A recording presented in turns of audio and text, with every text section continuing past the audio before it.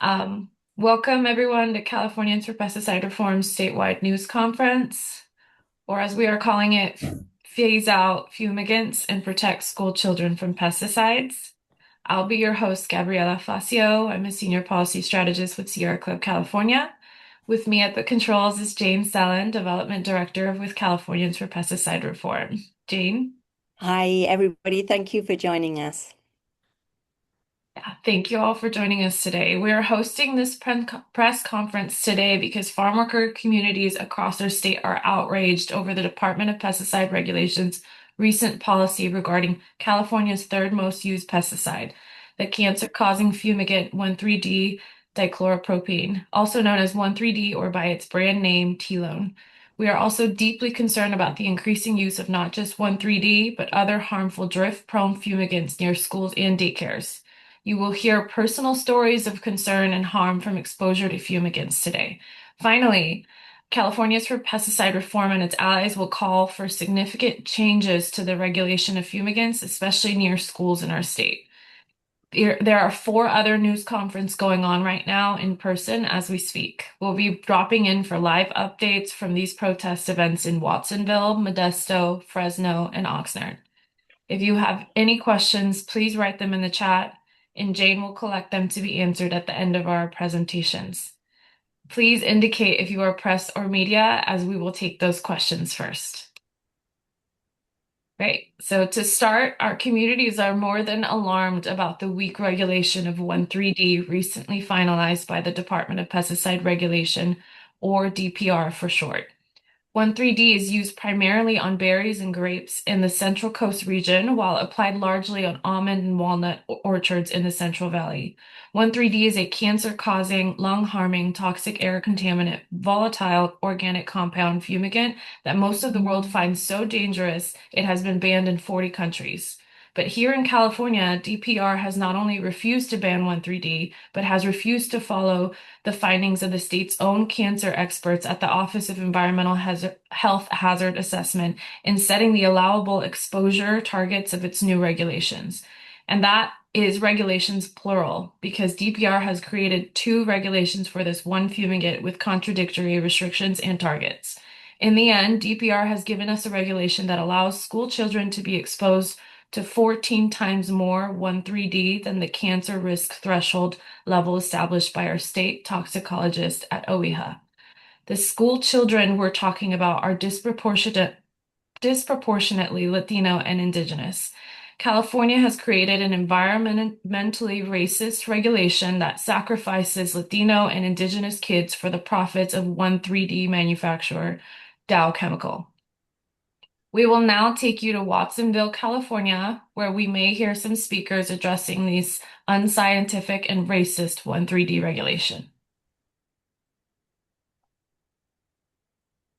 Industry and not people. If this pesticide were even applied in Los Gatos or Saratoga, where affluent communities live, would this even be an issue? Oh. Would wealthy and predominantly white communities be okay with drifts of 1,3-D? No.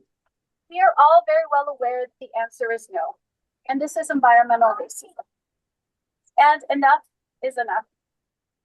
California's 1,3-D and the entire regulatory process behind it is unscientific and racist.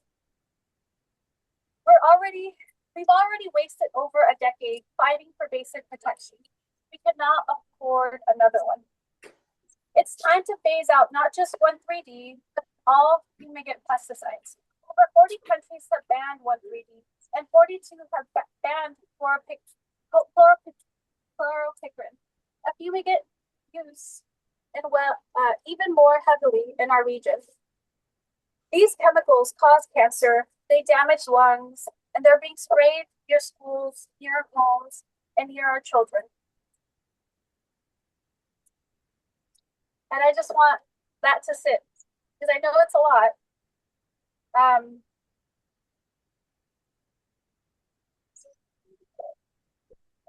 And with that said, our next speaker will go ahead and talk about the increase in use of our cancer-causing, lung-damaging, about this cancer-causing lung-damaging pesticide near our schools and near children. Woo! Woo! Woo! I hear you right. Thank you, Erika. Our next speaker is Oscar Ramos. Mr. Ramos is a Sherwood Elementary teacher, the Salinas Elementary Teachers Council (CTA) president, and past winner of the California Teachers Association Cesar Chavez Si Se Puede Human Rights Award, and the star of the award-winning document Visa Salinas, among many other well-deserved honors. Oscar. Woohoo!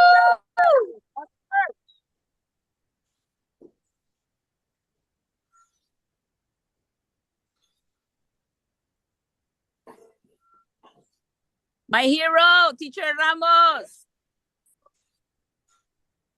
All right. So yeah, good afternoon.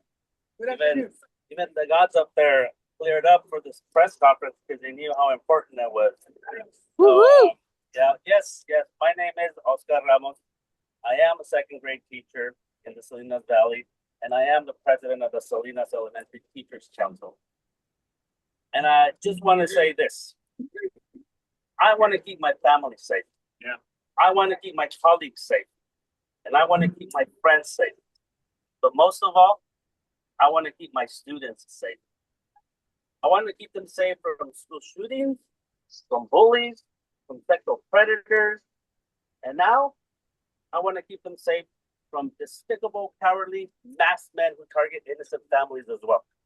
These cowards are disappearing parents and even arresting children at schools. These young children are afraid, and I'm afraid for them. But I also want to protect students from a different kind of danger. I want to protect them from being poisoned. Our school children are required to go to schools where they are exposed to highly hazardous pesticides. Let's call it what it is. It's not sugar-coated. They are being poisoned. I am not equating this harm to the horrors of ICE kidnapping. The masked men of ICE invading schools are far more damaging than the invisible poisons that drip onto school campuses, of course. But make no mistake, the damage pesticides can and have done is severe. Fumigants are among the most carcinogenic, lung-damaging, drip-prone, and most used pesticides of all. 1,3-D and chloropicrin are fumigants. They are shot or dripped into the ground as a liquid, which then comes up as a gas. They are both banned in more than 40 countries. Let me say that again. Banned in more than 40 countries. Damn right. 1,3-D is a carcinogen. Chloropicrin is a lung-damaging agent. They can both drip for miles at harmful levels.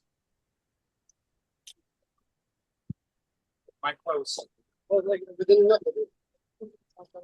In our state, and county governments, if our state and county governments were really interested in protecting school children in the Pajaro and Salinas valleys, they'd have eliminated fumigant use near schools, if not everywhere. But while the rest of the world has been banning fumigants like 1,3-D and chloropicrin in the last decade, California regulators have allowed more and more fumigants to be used near our school children. Anyone with a heart, a conscience, or a soul knows that's just plain wrong on so many levels. Back in 2014, the California Department of Public Health published the first of its kind study of the use of highly hazardous pesticides within a quarter mile of public schools in the 15 counties with the highest pesticide use. We attached a short report of that to our news release that compares the fumigant data from 2014, the 2014 study, which used 2010 data to estimate estimates to use using similar methods for the year 2022. So what did we find? What we found is an alarming overall increase in these 15 counties. 1,3-D use by pounds climbed climbed from over 140,000 to nearly 190,000 pounds. That's a 27% increase. Chloropicrin, the most used pesticide in the state, which is a lung-damaging agent similar to tear gas, grew from 161,000 pounds to 259,000 pounds within a quarter-mile of California schools. That is a 61% increase. Altogether, the combined use of these two fumigants, both banned in more than how many countries? 40 countries. How many? 40. It increased 45% between 2010 and 2022. Monterey County, which was one of the 15 studied in 2014 report, that Santa Cruz was not, had an even larger increase in combined fumigant use of 49%, from 82,856 pounds in 2010 to 123,048 pounds in 2022, within a quarter-mile school. Now, I know that's a lot of numbers. I know. But the simple fact is that our children, our students, are being poisoned more and more year after year. If you're not angry that this is happening, you should be. Well, unless you're okay with kids being exposed to high levels of toxic pesticides, how about if these were your children? Would you care then? After the original Department of Public Health report in 2014, California later required a quarter-mile buffer zones around schools and essentially restricted fumigant applications to weekends. However, we know that is not nearly enough, not even close. All 6 of the pesticide air monitors in the state, 5 of them at schools, continue to record 1,3-D air concentration levels far above the state's official Prop 65 cancer risk threshold. At Ohlone Elementary School, just on the Monterey County side of the Pajaro River, the 12-year average 1,3-D concentration has been 2.3 times higher than the Prop 65 cancer risk threshold. I'll put that in a percentage so it's more clear. That is 230% of the lifetime cancer risk level set by California's cancer experts at the Office of Environmental Health Hazard Assessment. Mind-blowing. We must stop attacking and sacrificing our school children in farm worker communities. As adults, as grown-ups, as teachers, as parents, as human beings, we're supposed to protect our children. Let's protect them from these invisible but truly harmful pesticides. And you know what? While we're at it, let's also protect them from the very visible and cowardly mass ICE agents too. These fools forget their families were once immigrants too. Right. Shame on these mass cowards. Shame on him. Thank you. Yeah. Woohoo! Give it up for Oscar! Thank you, Oscar. Next up is Omar. Dieguis. Dieguis. Yes, that Omar, who went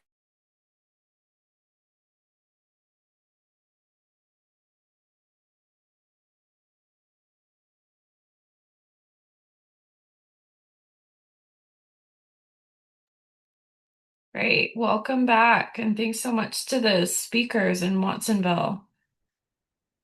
Again, this is Gabriela Facio with the Sierra Club California, introducing you to our next topic, the increasing use of fumigant pesticides near our schools and daycares. Back in 2014, the California Department of Public Health published a first-of-its-kind study of the use of highly hazardous pesticides within 1/4 mile of public schools in the 15 counties with the highest pesticide use. We attached a short report to our news release that compares the fumigant data from the 2014 study, which used 2010 data, to estimate of use using similar methods for the year 2022. What we found is an alarming overall increase in these 15 counties. 1,3-D use by pounds climbed from over 149,000 to nearly 190,000 pounds, a 27% increase. Thanks so much, Jean. Chlorpyrifos, among the most used synthetic pesticides in the state. Oh, I think someone's sharing their screen. Oh, there. Sorry, I thought that was you, Jane. Um, Chlorpyrifos, among the most used synthetic pesticides in the state, is a lung-damaging agent similar to tear gas. It grew from 161,000 pounds to 259,000 pounds within 1/4 mile of California schools. That is a 61% increase. Altogether, the combined use of these two fumigants, both banned in at least 40 countries, increased 45% between 2010 and 2022. After the original Department of Public Health report in 2014, California later required 1/4 mile buffer zones around schools and essentially restricted fumigant applications to weekends. However, all 6 of the pesticide air monitors in the state, 5 of them at schools, continue to record 1,3-D air concentration levels far above the OEHA cancer risk threshold. Now we'll take you to Modesto, where we may hear more concerns about fumigant use near schools. Plaza la necesidad de datos precisos, accesibles y constantes sobre los niveles reales de exposición en el aire que respiran nuestros hijos todos los días. Hago un llamado a todos los padres de familia que nos informemos y aboguemos por regulaciones más seguras. Por ello, como madre y como parte de la comunidad, siento la responsabilidad de exigir mayor transparencia y firmeza en las regulaciones, supervisión independiente, monitoreo continuo y políticas más drásticas que impongan amplias zonas de resguardo, más de 1/4 de milla, lo que es actualmente, y la prohibición total de este pesticida. Queremos y exigimos la seguridad de nuestros estudiantes y que esto sea tratado como una prioridad absoluta y no como un detalle secundario dentro de las prácticas agrícolas. Gracias. And education and two separate ones. Do you want me to ask her? Just ask Abby. And then Gracias, Saoli. Our next speaker is Dr. Michelle Perea Ryan, a family nurse practitioner, public health expert, and longtime health advocate for families in our region. Dr. Perea Ryan brings a clinical and scientific perspective to this issue, helping us understand what these chemicals do to the body and why children and farm worker families are especially vulnerable. Help me welcome Dr. Perea Ryan. Thank you. As was shared, my name is Michelle Perea Ryan, and I'm a nurse practitioner, mother of 4, and a community member. I'm here to talk to you about children, pesticides, and their health. Children are among the most vulnerable among us and are the highest population at risk of poisoning. As healthcare providers, we constantly remind parents to keep cleaning products, medications, and poisons safely locked away out of reach of children. And we do this because children are curious and because, unfortunately, they like to put things in their mouth. And so we also make sure to tell parents about the poison control number because we know that parents can't 100% of the time avoid 100% poisonings. And we want to do this because we want to protect our children and keep them safe and healthy. So why then, at the same time, can we be okay with actually intentionally placing poisons on the very food they eat, in the soil where they live, and in the air around their schools and playgrounds? This is exactly what's happening with the fumigant pesticide 1,3-D or Telone. Despite being banned in 40 countries because of its known link to cancer and other health harms, it continues to be heavily used in California, especially near schools and farming communities. Shockingly, the California Department of Pesticide Regulations' new rule allows exposure levels that are 14 times greater than the lifetime cancer risk threshold set by the state's own Office of Environmental Health Hazard Assessment, the gold standard for toxicology in California. Children are not miniature adults. Their brains, lungs, and immune systems are still developing. They breathe faster and take in more air, and their body surface area is larger, allowing for increased absorption through their skin. All of this increases their risk of taking in more toxins when they are exposed. They also spend more time near the ground where pesticide residues accumulate and may play on grass contaminated by pesticide volatilization drift from nearby fields where pesticides were used just the night before. And for children living or going to school near treated fields, exposure isn't a one-time event. It's daily, cumulative, and lifelong, beginning even before birth in the womb. Exposure to pesticides like 1,3-D have been linked to increased risks of cancer, brain and nervous system disorders, respiratory diseases, including asthma, and GI and kidney disorders. These chemicals don't just disappear after they're used. They drift through the air, settle on school grounds, and contaminate homes and food. Data showed that the use of 1,3-D increased by 45% within just a quarter mile of schools in California's top pesticide use counties within 2010 to 2022. This means more children, many from farm and farm worker families, are being exposed to toxic levels of chemicals known to cause lasting harm. If we would never allow a bottle of poison to sit open on a counter, why would we allow fields of poison to surround our schools? Increasing the buffer zones around schools and ultimately banning 1,3-D are not radical ideas. They're acts of common sense and moral responsibility. We owe it to our children to ensure that the air they breathe and the ground they play on are safe. Protecting them from toxic pesticides is just not an environmental issue. It's a matter of public health, equity, and justice. Every child deserves to grow up healthy, to learn without risk, and to live without being silently poisoned by the very systems meant to sustain us. Let's choose to protect our children's future, not endanger them. Thank you.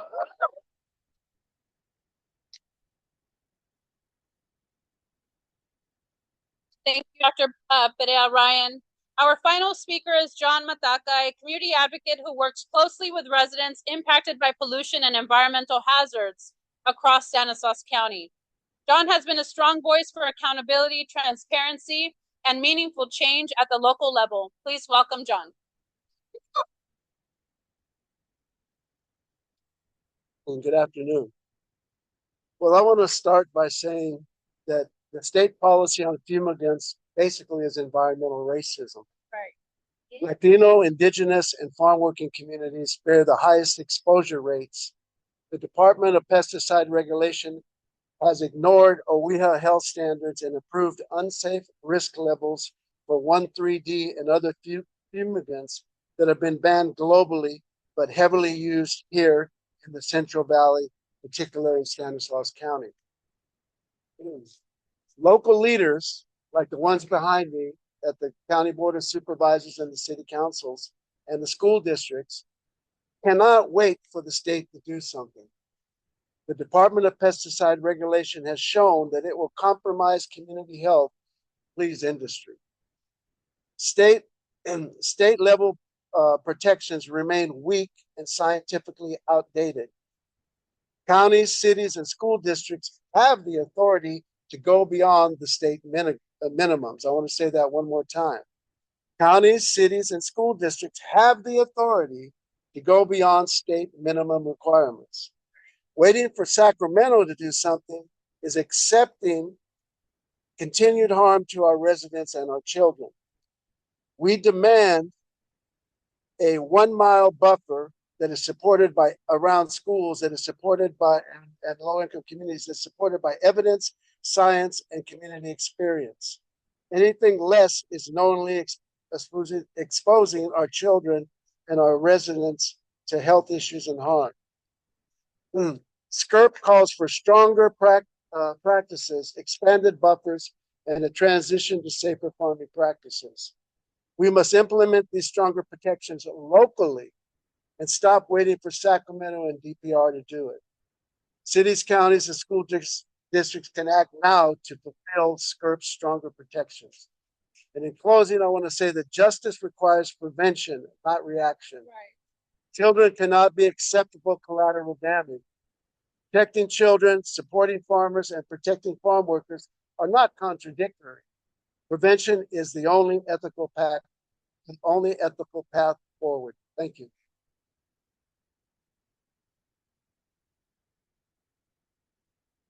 Thank you. And before we take any questions from the audience or the media, I just want to reiterate our asks. We want a full phase out of all fumigants. We want the extension of the buffer zone from 1/4 mile to 1 mile. And then we want that 1 mile buffer zone to be transitioned to sustainable agricultural farming practices so that we can prevent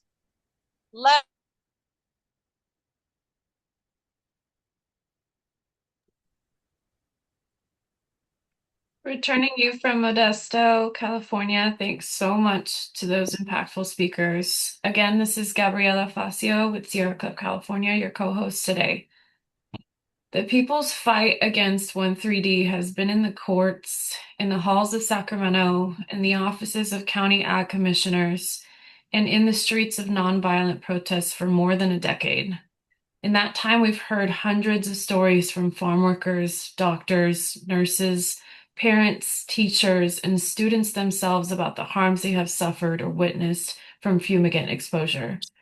Many speak of asthma they developed after moving into farm worker communities.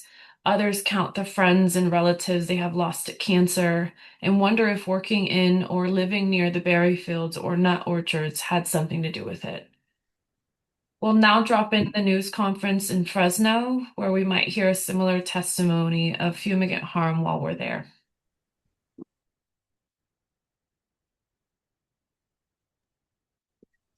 Gracias nuevamente. Mi nombre es Cristina Gutiérrez, soy la coordinadora del Valle de San Joaquín para californianos de una reforma de pesticidas. Gracias nuevamente a todos los que nos acompañan. Ahorita lo que va a suceder es vamos a estar, como dijo Leonel, ¿verdad? Eso es una acción que se está haciendo estatalmente. Hay un compañero haciendo en Watsonville, otro en Stanislaus, nosotros aquí en Fresno, y ahorita nos van a dar pantalla aquí en Fresno y de ahí se van a ir para Oxnard. Entonces, donde está la agricultura es donde se está llevando a cabo el día de hoy, a la misma hora, una conferencia de prensa. Ya estamos. Entonces, miran que estamos ahorita ya, gracias a todos. Thank you, everyone. My name is Cristina Gutierrez. I'm the San Joaquin Valley Coordinator, and I am here in Fresno with our great group allies from Fresno. We're in front of the state building. Inside, we have the office of Ana Caballero, Joaquín Arámbula, and Esmeralda Soria. So we are here outside of their office. Thank you all for those that are here. So we're going to start with the small allies. We're going to invite our colleague from CCEJ, Rocio. Bravo! We're not very small. Central California Environmental Justice Network for over 22 years. I honor and I thank all of our survivors that are here, that have traveled here from Mendota, from Orosi, those that have passed last week, like Antonio Llamas Cantu, and all of our families and friends that we have sick at home. I honor you, even if you couldn't be here physically. This fight is yours. Good afternoon. My name is Rocio Madrigal. I'm a community organizer with Central California Environmental Justice Network in the county of Fresno. We are here to demand the Department of Pesticide Regulation prioritize public health of all communities. The new proposed rule is a racist regulation that sacrifices Latino communities like those who reside in West Park, Cantua Creek, 5 Points, Raisin City, all of our communities in Fresno County and surrounding unincorporated communities outside of the city of Fresno. In a current pesticide monitoring study, CCEJN has conducted in West Park and other areas of South Fresno. Kelone 13D has been detected in a monitor that was placed inside of West Park Elementary. The pesticide was detected even when there are no close by permitted applications. We are only supposed to have levels when there are permitted applications. West Park is home to a school where 90% of the students are Latinos. It is also home to Latino elders who spend hours outdoors taking care of their yards, sometimes after decades of being farm laborers and being exposed at their place of work also. We demand that the lives of all Californians are protected and treated the same, creating health protective regulations for all of us, instead of the double standards that allow companies like Dow Chemical to continue profiting billions at the expense of our health and our lives. Y como soy bilingüe, lo voy a decir en español. Permítanme un poquito de paciencia. Buenas tardes, mi nombre es Rocío Madrigal. Honro y doy gracias a todos los que están aquí, los que han ganado y los que están peleando su lucha con el cáncer. Tenemos pacientes, tenemos esos que están enfermos en casa y también tenemos esos que ya hemos perdido. Gracias a la familia García, a la compañera que acabamos de enterrar la semana pasada, Llamas Cantú. Todos tenemos y sabemos de nuestras familias, amigos y vecinos que están enfermos, y gracias por los que sí pudieron estar aquí. Yo soy Rocío Madrigal, soy organizadora comunitaria de la Red de Justicia Ambiental y demandamos que el Departamento de Regulación de Pesticidas le dé prioridad a la salud pública, a todo el público. Esta nueva regla es racista y sacrifica a latinos. Latinos como esos que viven en la comunidad de West Park, es una comunidad no incorporada aquí en la ciudad de Fresno, como muchas comunidades, Cinco Puntas, Cantúa, Raisin City, Parlier, muchas aquí en Fresno. Nosotros en la Red de Justicia Ambiental tenemos un monitor, un estudio que está pasando ahorita en la comunidad de West Park y otras áreas en el sur de Fresno. Este pesticida Kelone 13D se ha detectado en el monitor que nosotros pusimos en la escuela de West Park. El pesticida que se detectó en muchas veces no hay en ese día aplicaciones permitidas. Para aplicar esta pesticida se tiene que pedir permiso. Aún cuando hay días que no debe de haber aplicaciones, la cantidad que mide el monitor es alto. West Park, los niños de West Park son el 90% latinos. Son los que están sacrificando. También en West Park viven gente retirada de la tercera edad, latinos.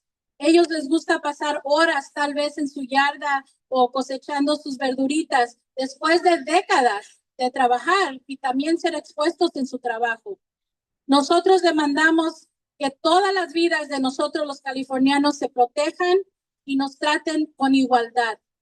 Que haga regulaciones que crean y protegen la salud para todos nosotros y que no tengan una regla que no protege igual.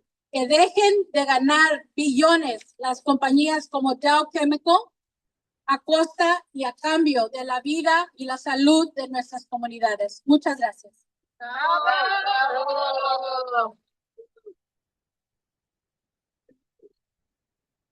Thank you, Rocio. Well, next we have Melissa Figueroa with CIPC. Thank you.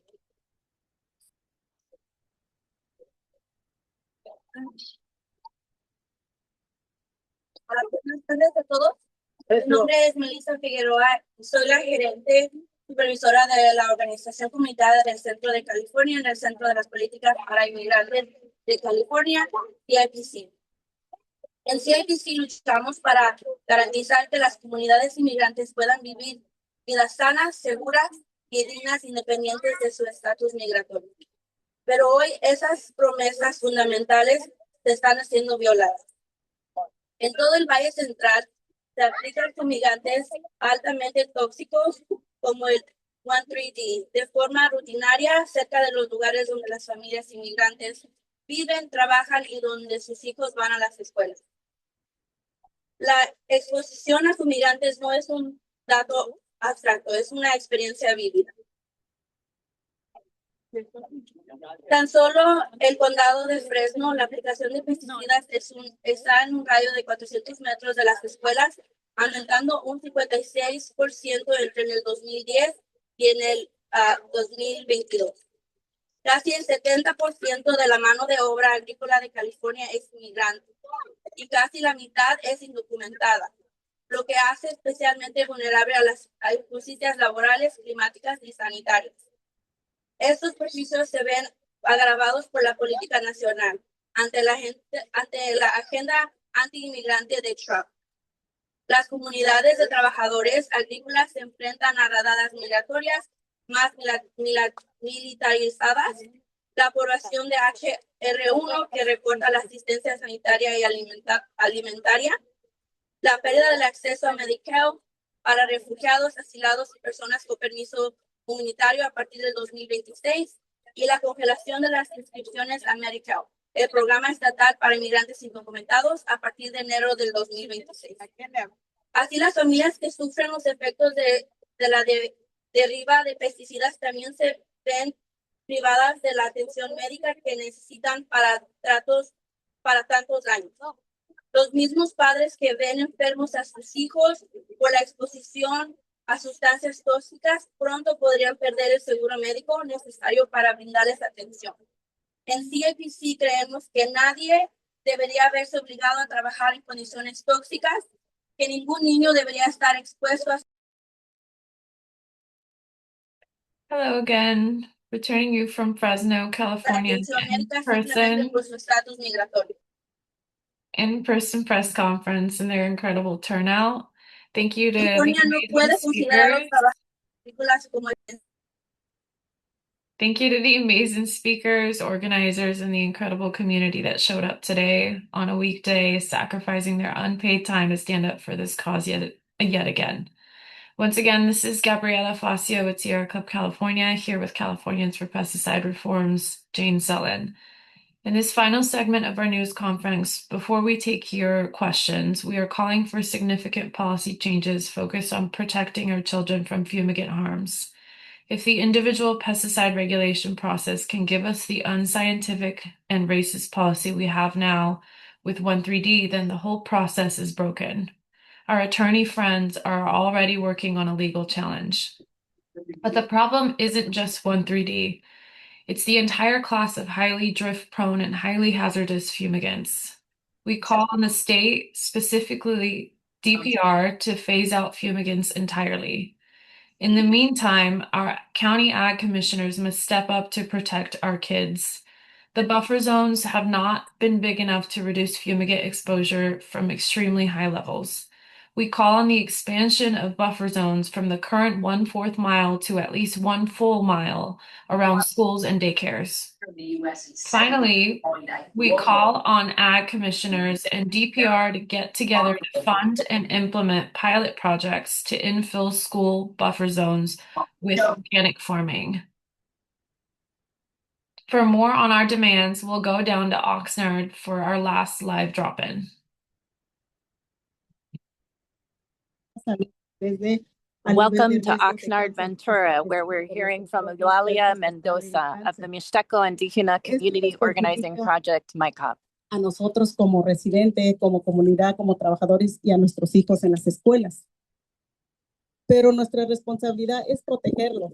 ¿Cómo? Haciendo esto que estamos haciendo hoy, hablando. Exigimos al Departamento de Regulación de Pesticida que elimine gradualmente todos los fumigantes, principalmente el 1,3-D, que es un fumigante altamente contaminoso. Debería de prohibirse aquí en Oxnard, en Estados Unidos, ya que está prohibido en 40 países, pero no en Estados Unidos. Exigimos a nuestro comisionado de Agricultura del Condado de Ventura que amplíe las zonas de activamiento alrededor de las escuelas y guarderías, que ahorita regularmente se puede aplicar el pesticida a 1/4 de milla, pero queremos que sea a 1 milla de distancia donde se apliquen estos pesticidas, comenzando con las escuelas que están más cerca, como la Oxnard High School y otras escuelas que están alrededor de los files. Finalmente, exigimos al DPR y el Comisionado de Agricultura que cree proyectos pilotos para financiar la incorporación de cultivos orgánicos como los hacían anteriormente. Debemos de detener el ataque racista que permite que los niños latinos indígenas sigan expuestos a estos terribles pesticidas cancerígenos y dañinos para los pulmones, para toda la comunidad y para nuestros niños y para nosotros mismos que estamos aquí expuestos, ya que las partículas de los fumigantes quedan en el aire si al caminar o al estar expuesto al aire libre somos afectados por estos fumigantes. Ahora lo daré algo resumido en mixteco. Anda anticuindo aquí Eulalia Mendoza de Sacho y aquí organización Proyecto Mixteco. Kibiti basindi kandinya tandito hinan to na tao na shika Sacho no fil. Tateso onya kana. Kuana yo ka ya shika na Sacho na da yo expuesto na aquí na y pesticida ya chica na tata na ka ohi tata veneno ya chica na fresa. Tananda kunyo da ta kuya shi ina tao shi ina veo shi ko ishisho ishito shi na hikanse. Ta causa nya chu nyan to na shi na so ko sha shi na tata yo sa hina. Kuana mio ta ko amio de Sacho no fil da show expuesto hina ki tata yo. So ko shinyo na sanda nyo yo. Ta sha ki so yo da kunta ilo ni sa. Ni aquí departamento ni regulación ni pesticida antica ni comisionado agricultura ni antica condado Ventura yo te coche zona ni cao ako chi ni na je wa na que no sabe por ti na ton cao chico sin te na mi ta ton jibi ni aquí ta yo da ishikomi chava fuerte nda kan ni antita contica ni aquí 1-3D telón ni aquí in químico ni sha ni mi ni yo ko sentiata yo shamio chisan hice ona ni escuela chico escuela un escuela ni yati no chica na tata yo ni yo yati no ni campo no ni presa aquí vi chinton ti yo ni aquí vi kan shikandi ni na sana ya mani ni escuchona china aquí tata yo da escuchona no y bishiko país so ni aquí Estados Unidos yo dante cajiba pues cachindijina comisionado de agricultura tabanasa financiana y ni aquí y proyecto ni aquí vi na kuchuna ni aquí abono tana kuchuna mana ni aquí tana na shikui ya sana ya nishiki sana hiochi politiki na nyakao ta kwa amio na ki sena mio na bashi chinyu México Guerrero njikui mio na yoki na to njikui tata yo shindai ni njikui ndo kishando kibichi da cha sondo nyakandi.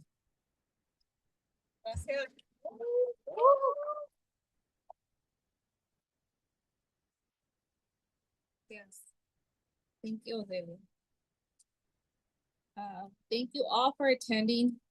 We must end all this horrendous policy of the environmental racism that has harmed us. The target is our children. Fumigants must be phased out in California.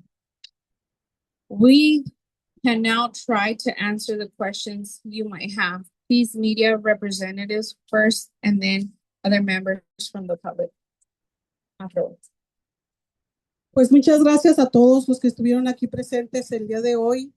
Gracias, como mencionaron a todos nuestros oradores, son 3 demandas que se están pidiendo a eliminar gradualmente todos los pesticidas y el segundo es a tener una zona de protección alrededor de 1 milla y alrededor de las escuelas pedimos orgánicamente. Entonces, gracias porque nuestros niños están primero, ustedes saben, todos somos madres, no queremos que nuestros niños latinos indígenas estén expuestos a estos pesticidas, que son los regularmente nosotros como campesinos también. Entonces, no tenemos el privilegio de tener una protección tan segura, pero con la unión y la fuerza de todos nosotros vamos a lograr y hacer el cambio localmente.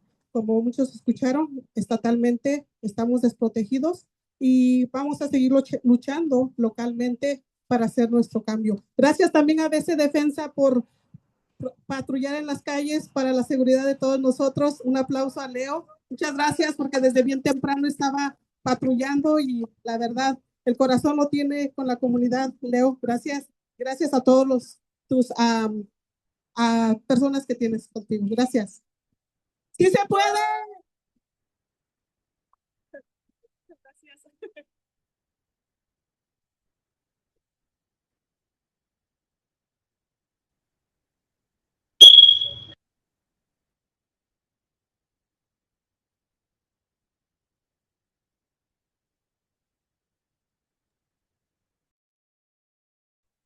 Thanks so much. Joining us back from Oxnard, California. Thanks so much to our amazing speakers and again, the great turnout in Oxnard.